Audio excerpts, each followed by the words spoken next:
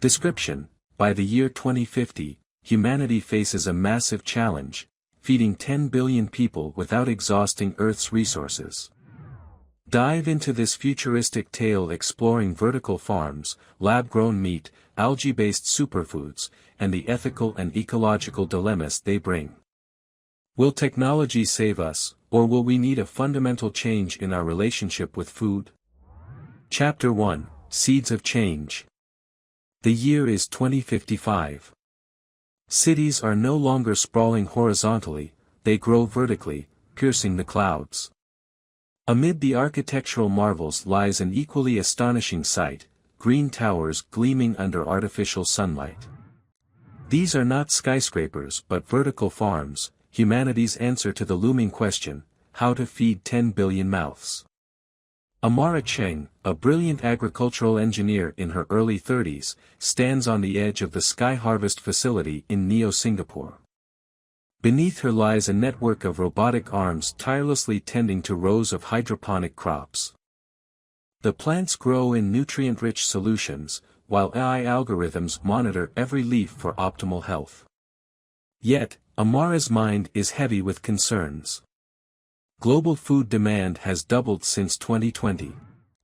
Traditional farming methods could no longer keep up with shrinking arable land and unpredictable weather patterns. Innovations like Sky Harvest have staved off large-scale famine, but Amara knows it's not enough. We've solved efficiency, she often says in meetings, but we haven't solved sustainability. Sky Harvest grows food for millions, yet the power consumption required for its artificial sunlight remains a glaring problem. Meanwhile, cultural resistance to engineered foods lingers. People still crave the taste of the familiar, her mentor, Dr. Lien Su, reminds her. Technology can grow food, but it can't replicate the soul of a meal. The latest data shows the global population climbing steadily, with warnings that demand for protein will soon outstrip supply. Amara stares at the charts, thinking about her father, a traditional farmer who spent his life battling droughts and soil degradation. It's up to her generation to rewrite the rules of agriculture. Chapter 2: A Taste of Tomorrow. Amara receives an invitation to tour SynLife, the leading lab-grown protein company. She is hesitant. Sky Harvest and SynLife are competitors, but curiosity gets the better of her. The next day, she enters a pristine lab where steaks, chicken fillets, and even salmon glisten under a sterile white light. The kicker? None of it came from an animal. Dr. Ravi Sharma, SynLife's charismatic CEO, leads her through the facility. "We're not just growing food here," he says with a smile, "we're growing a movement." SynLife's bioreactors use cellular agriculture to produce meat without slaughter, requiring a fraction of the land, water, and energy used by traditional livestock farming. Amara takes a bite of a synthetic burger patty, surprised by its juicy texture. "It's good," she admits, though the taste feels slightly off. Dr. Sharma nods knowingly. Flavor memory. The human palate is stubborn. But the nutritional profile is superior in every way. Despite the progress, there's skepticism. Some cultures see lab-grown meat as unnatural, even sacrilegious. Amara herself struggles with the implications. What does it mean for humanity to create life in a lab, not for survival, but for convenience? As the tour concludes, Dr. Sharma shares SynLife's vision of food sovereignty, a world where every community can grow its sustenance without depending on global supply chains. It's bold, revolutionary, and eerily utopian. Amara wonders if humanity can embrace such radical change, or if fear and tradition will keep them clinging to the past. Back at Sky Harvest, she stares at her hydroponic towers, haunted by a question she cannot escape: is she part of the solution, or just another cog in a machine delaying an inevitable collapse? Chapter 3: Green Gold. Amara's thoughts are interrupted by a message from her old university friend, Tariq, now a researcher in Neo Nairobi. He invites her to witness an ambitious project, the algae nexus. Dubbed green gold, algae is being touted as the ultimate superfood, highly nutritious, sustainable, and versatile. Intrigued, Amara books the next hyperloop to Africa. Upon arrival, she's greeted by Tariq in a sprawling algae farm that resembles a futuristic ocean. Glass bioreactors stretch endlessly, shimmering with emerald and sapphire hues under the sunlight. "Welcome to the future," Tariq says, gesturing proudly. "We've engineered over 300 strains of algae to replace everything from dairy to biofuel." Amara is skeptical at first. Algae had been pitched as a miracle crop for decades, but it never gained widespread acceptance due to its unappetizing taste. Tariq, however, assures her the Nexus has solved that problem.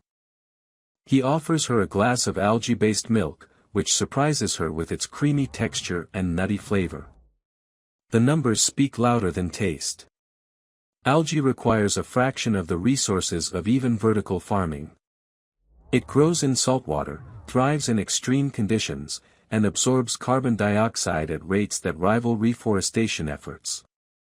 If scaled globally, Tariq explains, this could offset the environmental cost of feeding billions. As impressive as it is, Amara can't ignore the social and economic challenges. Developing nations might embrace algae as a staple, but wealthier countries, steeped in culinary tradition, may reject it. "How do you convince someone eating Wagyu steak to switch to algae pasta?" she asks. Tariq smiles. "The same way you convince people to eat lab-grown meat, by necessity. Change isn't just coming, Amara. It's inevitable." Amara leaves Nairobi with mixed emotions. She's seen a glimpse of a solution that could save humanity, but she knows the path to adoption will be anything but smooth. Chapter 4, The Hunger Divide. Back in Singapore, Amara attends the Global Food Summit, where leaders from every corner of the world gather to discuss the future of sustenance. The summit begins with a sobering keynote. Despite advancements, over 2 billion people still face food insecurity. The gap between the food-rich and food-poor has only widened. On one side of the room, corporate giants like Sinlife and Sky Harvest pitch their latest innovations. On the other, delegates from struggling nations argue for equitable access to these technologies. "It's not enough to grow food in labs and towers," an impassioned delegate from South America declares. "We need to ensure it reaches the hungry, not just the wealthy." Amara finds herself in a heated panel discussion with Dr. Sharma from Sinlife and Tariq from the Algae Nexus. The debate centers on priorities. Should resources focus on scaling high-tech solutions or on empowering traditional farmers with modern tools? "Technology is the only way forward," Dr. Sharma asserts. "We can't rely on antiquated methods in a world this overpopulated." "But technology must be democratized," Tariq counters. "Without fair distribution, we're just creating a new kind of inequality." Amara listens, torn. Both arguments have merit, but neither feels complete. After the panel, she steps outside to clear her head. Looking up at the towering Sky Harvest facility, she realizes the truth is not binary, it lies in the interplay of innovation, policy, and cultural adaptation. As the summit concludes, Amara drafts a proposal for a hybrid system combining vertical farming, lab-grown protein, and algae cultivation. She dubs it the Unified Food Network, a global initiative to integrate diverse solutions and ensure equitable distribution. The idea is bold, ambitious, and fraught with challenges. But it might just be the key to feeding 10 billion souls. Chapter 5, The Resistance. Amara's Unified Food Network proposal sparks immediate debate. While governments and NGOs cautiously express support, opposition quickly emerges from unexpected corners.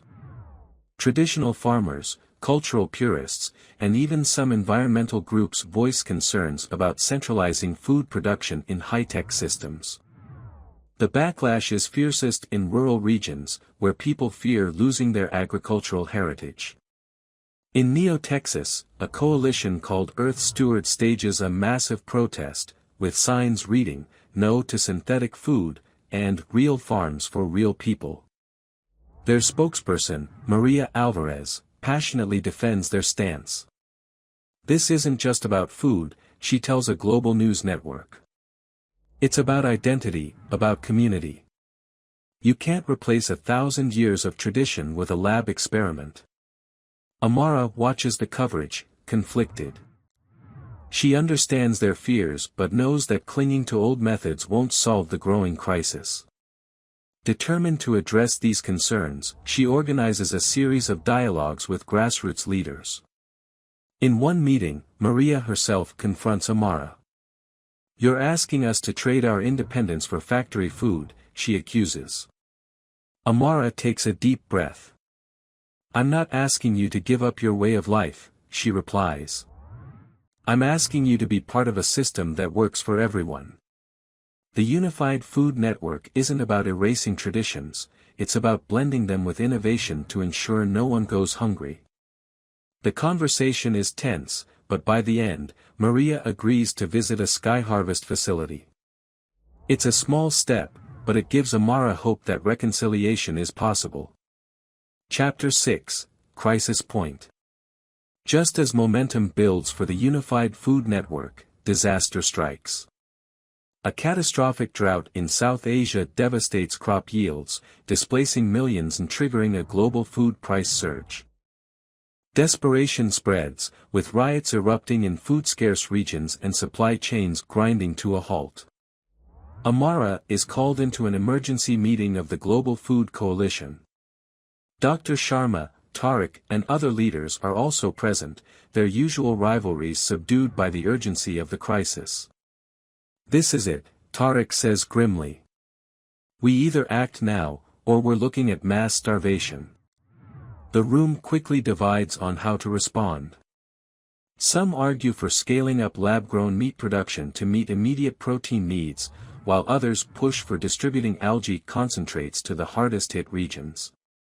Amara sees the same debate from the summit playing out again but knows this isn't the time for factionalism. "We need to act as one," she declares, her voice firm. "No single solution will be enough. Lab-grown meat, algae, vertical farming, we need to deploy them all, and fast." Under her guidance, a rapid response plan is formed. Sinlife ramps up production of protein kits, Tariq oversees algae shipments to refugee camps, and Sky Harvest provides emergency hydroponic units to areas with collapsing agriculture. It's a monumental effort, requiring unprecedented cooperation between corporations, governments, and local communities. As the plan unfolds, Amara takes a moment to reflect. The crisis has revealed not only the fragility of the global food system but also its potential for resilience when people work together. She knows this is just the beginning, the real challenge will be sustaining unity once the immediate danger passes. Chapter 7, A Glimmer of Unity. The rapid response plan begins to show results. Refugee camps receive algae concentrates, which, though far from gourmet, keep millions alive. Lab-grown protein kits from Sinlife hit urban supermarkets, ensuring affordable options during the crisis. Sky Harvest's portable hydroponic units start to green barren areas within weeks, providing fresh vegetables to communities that haven't seen a stable food supply in months. The media quickly dubs this global effort the miracle of 2056. Amara watches as images flood the news. Children in drought-stricken villages eating algae-based biscuits, urban families trying lab-grown chicken nuggets for the first time, and local farmers operating hydroponic setups in places where soil farming is no longer viable. But alongside the success stories, there are undercurrents of tension. Rural communities, particularly in South America and Sub-Saharan Africa, accuse corporations of exploiting the crisis to monopolize food production. While the Unified Food Network is saving lives, it's also reinforcing dependence on centralized systems, something many communities had fought to avoid. Amara decides to address these concerns directly. She convenes a global town hall, streamed live to millions. Speaking from Sky Harvest's headquarters, she lays out a plan for localized nodes within the Unified Food Network. These nodes would empower communities to operate their own vertical farms, algae pools, or bioreactors, ensuring they retain control over their food systems. This isn't about replacing traditions, she says. It's about giving every community the tools they need to thrive in a changing world. Sovereignty isn't lost, it's redefined. The proposal wins cautious approval from critics, though Amara knows implementing it will be a monumental task. Still, for the first time, she feels a genuine sense of hope that humanity might rise to meet the challenges of the future together. Chapter 8, The Ethical Dilemma. As the immediate crisis wanes, new debates emerge over the ethics of synthetic and engineered foods. Public opinion is sharply divided, with some hailing the advancements as humanity's salvation and others decrying them as unnatural or even dangerous. The tipping point comes when a scandal erupts at a small biotech firm experimenting with genetically modified algae. A whistleblower reveals that one strain caused unforeseen ecological damage when accidentally released into the wild, decimating local aquatic ecosystems. Though the Unified Food Network wasn't involved, public trust in biotech solutions plummets overnight. Amara finds herself on the defensive in interviews and conferences. The mistakes of a few do not outweigh the benefits of these technologies, she argues on a global broadcast. But we must hold ourselves to the highest standards. Transparency and regulation are not optional, they're essential. The incident forces Amara to confront a deeper issue: what are the limits of humanity's right to manipulate nature? At a private dinner with Dr. Sharma and Tariq, she poses the question. At what point do we cross the line, she asks, swirling a glass of algae wine. When does feeding the world become playing God? Tariq leans back, thoughtful. We've always played God, Amara. Every crop we grow, every animal we domesticate, that's manipulation. The question isn't whether we should intervene, but how responsibly we can do it. Dr. Sharma adds, the ethical line is drawn by necessity. We're not doing this out of arrogance, we're doing it because survival demands it. Amara isn't entirely convinced but knows their points carry weight. As she walks home, she realizes the path forward will require not just scientific breakthroughs but also a collective moral reckoning. How humanity defines its relationship with nature will shape the future of food, and possibly, the future of the planet itself. Chapter 9, The Next Generation. Amara receives a surprising invitation from an unlikely source, a rural school in New Mexico. A group of young students has been studying the Unified Food Network as part of their curriculum, and their teacher asks if Amara could speak to them about the future of food. Despite her packed schedule, she agrees. The classroom is a humble space, far removed from the sleek, high-tech labs she's accustomed to. Yet the energy in the room is palpable. Students buzz with excitement as Amara steps inside, and their questions come fast. What will food look like in 50 years? Will we ever farm on Mars? Why don't people just stop eating meat altogether? One student, a girl named Sophia, stands out with her thoughtful inquiries. Do you think our generation will do better? She asks. Amara pauses, moved by the earnestness of the question. I think your generation has the greatest opportunity, and the greatest responsibility. You'll inherit both the innovations we've created and the mistakes we've made. What you do with them will define the world. After her talk, Sophia shyly hands her a drawing, a lush green earth with towering farms, colorful algae pools, and children smiling as they harvest food. This is my dream, Sophia says. That no one will ever be hungry again. Amara keeps the drawing, folding it into her notebook. It reminds her why she started this journey and renews her resolve to ensure the unified food network doesn't just feed the world but inspires it too. Chapter 10, A New Crisis, A New Solution. Just as the world begins to stabilize, another shock ripples through the global food system.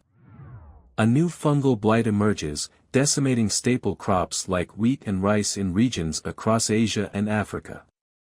The blight is highly resistant to traditional fungicides, and scientists warn that global grain reserves could be wiped out within months.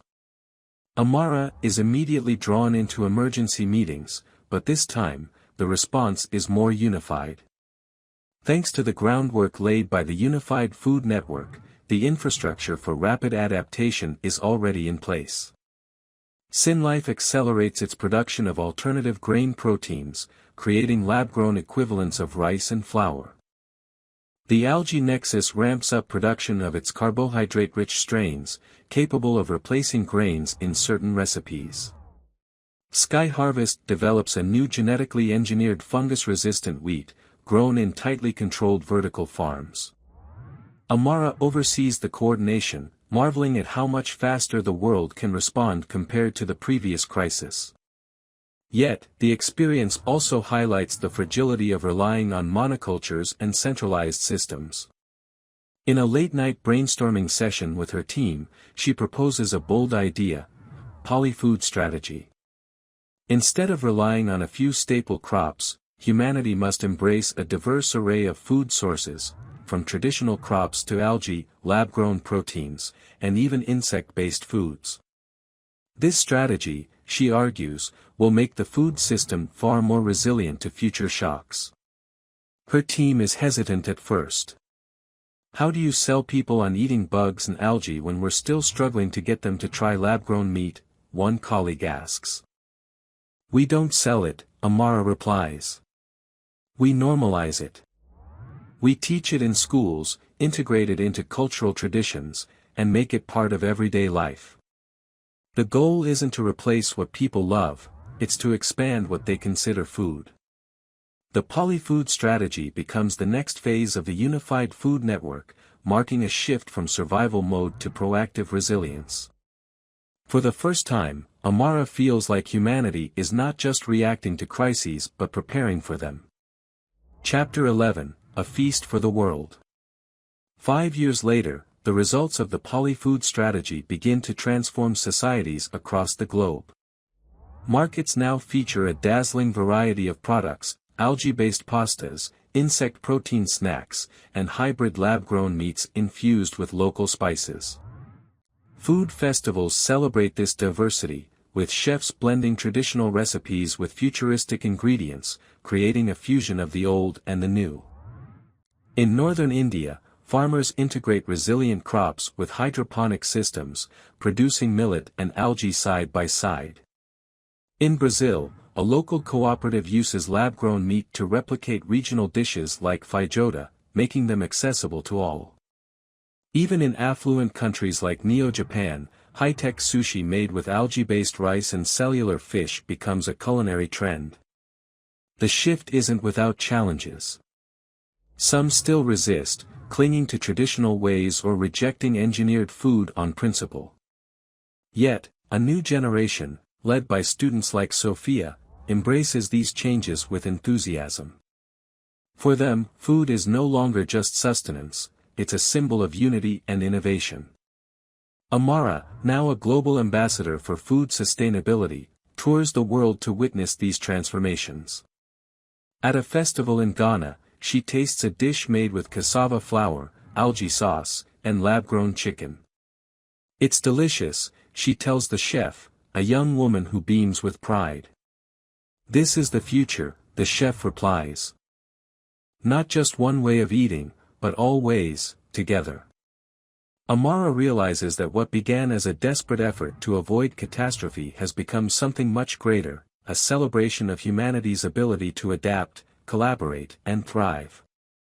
Chapter 12, A Vision Fulfilled. By 2070, global hunger has plummeted to its lowest levels in recorded history. The Unified Food Network, now governed by an international council, operates seamlessly, balancing high-tech innovation with localized solutions. The polyfood strategy ensures no single crisis can threaten the entire system.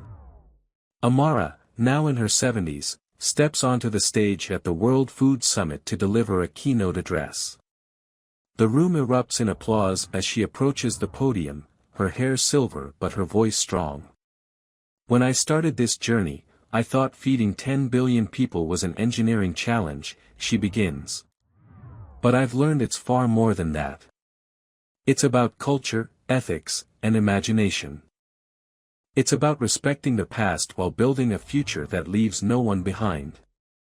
She shares the story of Sofia, now a food scientist who works on integrating algae into traditional Mexican cuisine. The dream of a little girl, to ensure no one goes hungry, has become a reality.